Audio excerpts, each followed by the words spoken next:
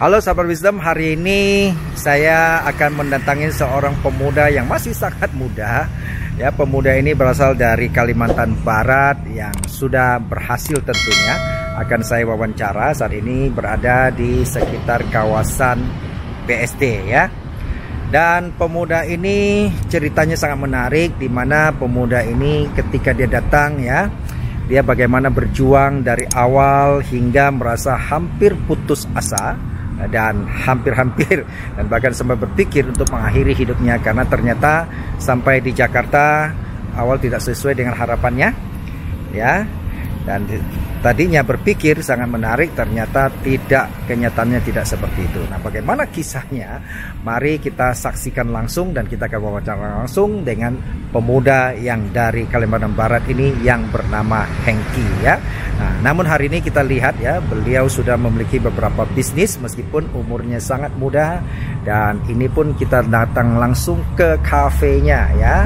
Ini adalah kafenya, kita akan ketemu ya, kafenya bernama Monkey Food kalau tidak salah. Nanti kita akan lihat lebih jelas ya.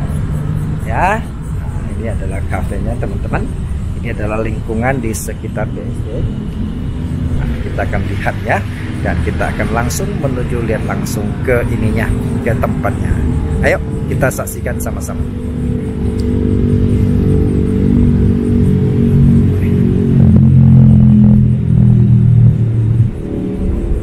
Oke, kita langsung ya. Ini nama kafenya. Kita lihat.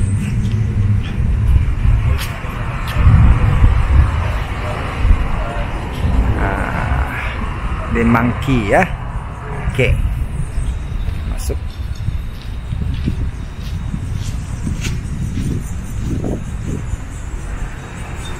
Ya itu. Ini padanya.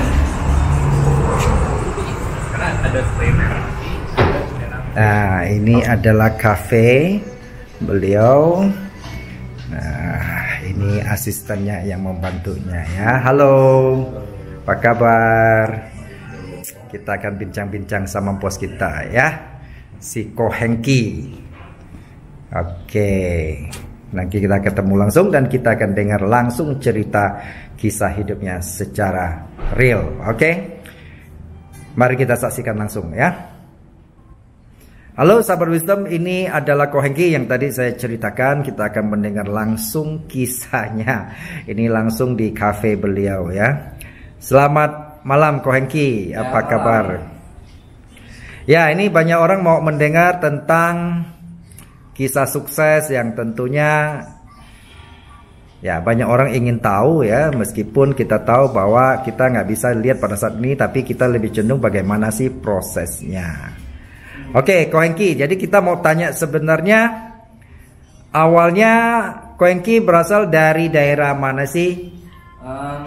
Kalau awalnya sih dari Kalimantan ya, dari Kalimantan, terus Kalimantan mana ini? Kalimantan Barat. Oke. Kalimantan Barat, saya di Pontianak, terus awal kali ke Jakarta itu lumayan lama ya. Kapan juga udah lupa, yang jelas udah lebih dari 6 tahun lah ya. Udah lebih dari 6 tahun, terus Jakarta awalnya juga nggak semulus yang dipikirkan lah ya. Nah, terus ya stay berjuang, terus baru ada hari ini gitu. Oke. Nah, jadi berarti pada saat dari daerah ke Jakarta ini sebenarnya tujuannya ingin mengubah nasib atau ingin menjadi kaya lah gitulah ya rencananya ya. Belum ada kepikiran itu sih awalnya ya. Awalnya nggak ada kepikiran pengen jadi kaya, pengen apa. Awalnya tuh kepikiran pengen dapat kerjaan yang pasif gitu. Dan yang pasif, tapi ya Tuhan punya rencana, siapa tahu bisa ada hari ini gitu loh. Apakah waktu datang langsung jadi bos, jadi pengusaha atau gimana? Oh enggak, jadi pengangguran dulu. Jadi pengangguran, terus kerja sama orang. Itu durasi kerjanya lumayan singkat ya, lumayan singkat. Sempat ganti beberapa pekerjaan, tapi pekerjaan yang terakhir yang saya ingat itu kerja di Tanah Abang 1 bulan, terus resign dan mulai berkarya sendiri sampai sekarang. Pada saat berkarya sendiri apakah langsung lancar atau gimana? Oh enggak ada yang namanya lancar. semua juga susah dari awal karena keterbatasan modal, terus pengetahuan juga yang kurang. Nah, ya begitulah, pasti yang lebih sulit tuh kekurangan modal sih, itu yang pertama. Saya sempat dengar Ko Hengki pernah sempat cerita sampai waktu mau mulai usaha sampai nggak ada modal dan bahkan mau makan pun itu sampai dihemat-hemat, atau memang begitu? Itu benar karena modal awal itu kerja mulai merintis usaha tuh sekitar 2 juta itu dari gaji pertama di Tanah Abang, terus sekitar 2 jutaan, belum lagi dipotong biaya ngekos, biaya makan. Itu kita makan di warteg, hitung dulu tuh 1 bulan bisa 300-200an. Nah, dan modal ngekos itu 650, dipotong aja itu udah sisa berapa gitu kan. Belum lagi kita mau beli barang, mau jualin, itu bisa dibilang itu butuh biaya yang lumayan gede kan. Lumayan gede, mau nggak mau salah satu cara berhemat ya kurangin makan, kurangin jam tidur, ya kurang lebih ya begitulah. Wah, ternyata nggak segampang itu ya. Dan kemudian saya juga sempat dengar Ko Hengki bilang bahwa saking susahnya karena di awal memulai usaha itu sempat putus asa dan sempat terpikir secara ekstrim mau mengakhiri hidupnya. Apa itu, gimana ceritanya? Ya itu kejadian di awal karir pas merintis, karena kita kekurangan modal, kita juga pengen minjem sama orang tua, tapi orang tua juga dari keluarga bawah yang punya modal nggak bisa support. Dan pada saat itu orderan lumayan banyak, butuh biaya yang banyak buat perputaran bisnis yang baru saya rintis itu. Nah, saya butuh modal banyak, tapi saya nggak punya duit sebanyak itu. Saya minjem sama teman semua nggak ada, saudara apalagi. Yang utama keluarga juga nggak bisa membantu support segala macam. Nah, itu kejadian di stasiun Duri. Kereta api itu ya? Iya benar, di kereta api itu posisi udah lagi termenung melamun karena udah mentok kan, cari duit kesana kesini, pinjam kesana sini, nggak ada yang mau pinjemin. Nah di situ saya juga lumayan depresi, sempat nangis, juga sempat kepikiran apa lompat aja ya, lebih gampang ya, jadi nggak perlu pusing lagi kan. Jadi mau tabrakin itu kereta maksudnya ya? Iya, jadi puji Tuhan nggak pernah terjadi ya. Bisa survive itu juga suatu hal yang amazing sih. Luar biasa ya. Jadi Nah, boleh tahu hari ini itu umur Ko Hengki berapa sih? Kan kelihatan masih sangat anak-anak nih, baby. Umurnya nggak sesuai muka sih ya. Kalau untuk sekarang sih udah 26 sih. Udah 26 ya. Nah, pada waktu itu umur berapa itu yang terpikir tadi sempat ini ya, lagi kritis-kritis itu ya? 21 atau 22 ya? Wow. Iya, umur 21 atau 22 gitu lah ya. Jadi umur segitu sudah mulai mencoba merintis usaha ya, meskipun tidak gampang gitu ya? Iya benar. Umur 21, 22 itu udah mulai merintis. Tapi di 1 tahun pertama itu benar-benar lumayan menderita sih. Itu hal yang paling sulit sih. Tapi puji Tuhan bisa survive. Itu sendiri gitu ya? Sendiri. Nggak dibantu teman, nggak dibantu siapapun ya? Jangan teman, saudara aja nggak ada yang mau liatin. Iya. Jadi makin susah makin dijauhi ya? Iya. Nah, boleh tahu sampai hari ini itu sebenarnya Ko Hengki sudah punya berapa jenis usaha? Kalau bisnis yang pasif itu sebenarnya ada 2. Di konveksi sama di online shop, tapi di samping ya kafe juga ini masih baru mulai, terus ya masih ada beberapa lah yang lain. Ya. Nah, kafe ini kafe boleh sebut sekilas kira-kira menunya apa, dan kalau boleh sebut tempat alamatnya, kalau ada orang yang berkunjung kan dia bisa langsung ke sini. Kalau ini The Monkey menunya ada makanan berat, dessert, terus juga ada minuman kafe, non kafe. Kalau alamatnya sih di BSD ya, Ruko Ice Business, tepatnya di depan gedung Ice yang bisa ada konser. Kita rupanya pas di depan itu. Oh iya, saya sudah coba ya. Nasi gorengnya juga enak gitu kan ya waktu itu ya. Kemudian minuman-minuman, dan ini cukup profesional ya teman-teman. Kalau lihat ya, kalau saya lihat ini, kalau ini yang ini apa? Ini jus atau masuk apa menunya ini? Ini green tea. Oh, green tea ya. Iya, green tea. Menariknya green bagus ya itu ya, saya lihat itunya ya. Green tea campur susu ya. Oh, dan mereka ini dibantu staff-staff yang tentu profesional ya teman-teman. Jadi silakan berkunjung ke sini, dan ini enak kok, nyaman ya. Saya lihat suasana hiasan dekorasinya cukup menyenangkan hati. Oke. Nah, jadi berarti kira-kira pergumulan untuk sampai bisa hari ini berapa tahun itu Ko Hengki ya? Lebih dari 2 tahun sih. Lebih dari 2 tahun. Itu termasuk cepat loh ya. Orang 20-an tahun loh. Anda baru 2 tahun. Ini luar biasa. Nah, sekarang kira-kira apa pesan-pesan Ko Hengki untuk anak-anak muda yang terutama perantauan ya? Saya temukan banyak juga mereka yang baru datang lulus sekolah dari Kalimantan Barat ke sini gitu ya. Kadang ada sebagian saya tanya, mereka masih bingung itu mau kerja apa ya. Bahkan ada yang mereka mau coba usaha juga nggak tahu. Jadi apa tips-tips kira-kira buat mereka?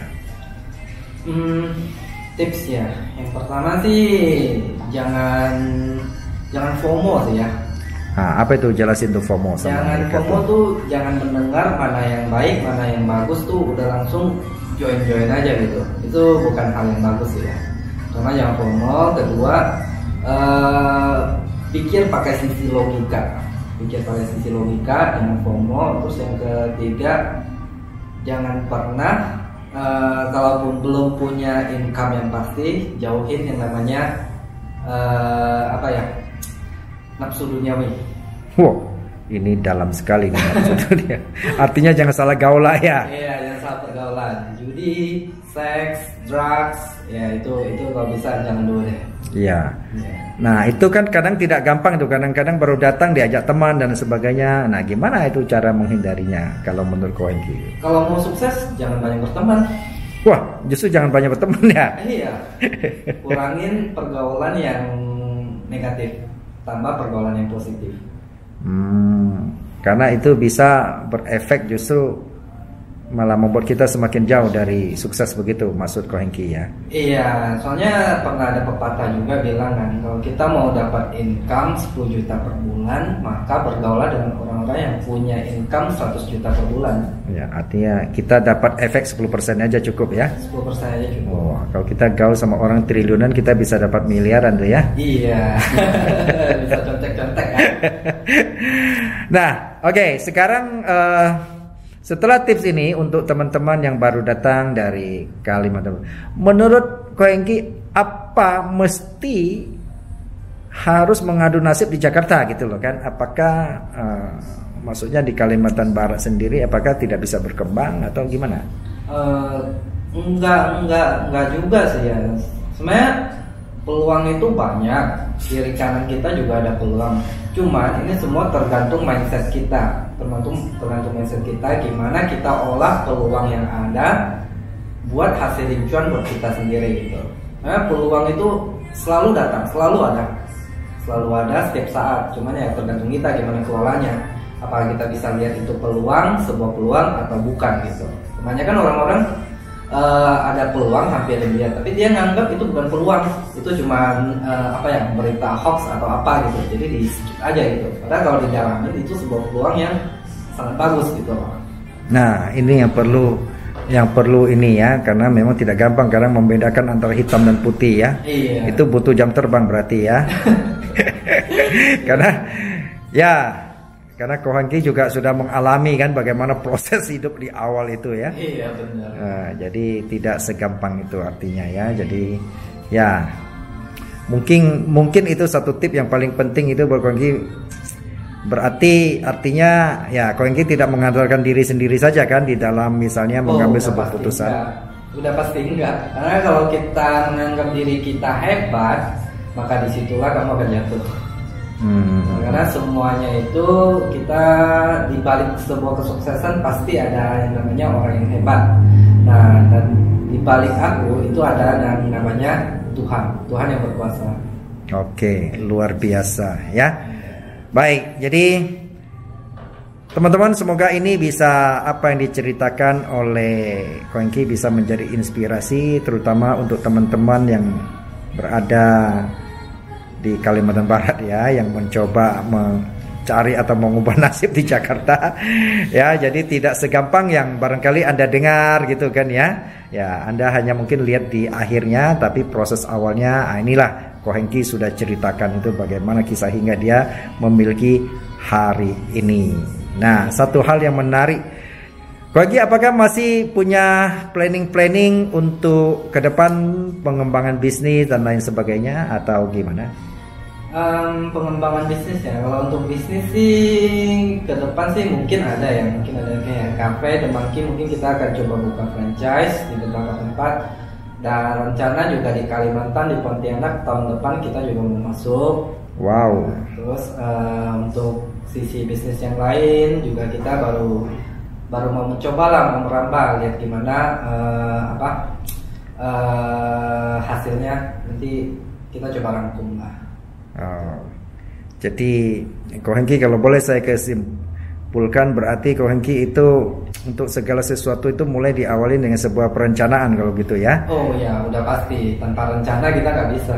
Rencana, doa, baru kita duit lakukan. Ya, berarti artinya sekarang ini sudah memiliki rencana untuk pengembangan ke depan ya? Iya. Luar biasa. Baik. Jadi terima kasih Ko Hengki, saya pikir ini sudah cukup memberi inspirasi untuk anak-anak muda ya, baik yang secara khusus dari Kalimantan Barat maupun secara umum untuk seluruh anak-anak muda di Indonesia. Oke, salam sukses Ko Hengki. Ya, sukses ya. Kiranya Tuhan Yang Maha Kuasa terus menyertai Anda ya. Oke, sukses ya. Sampai jumpa di momen akan datang.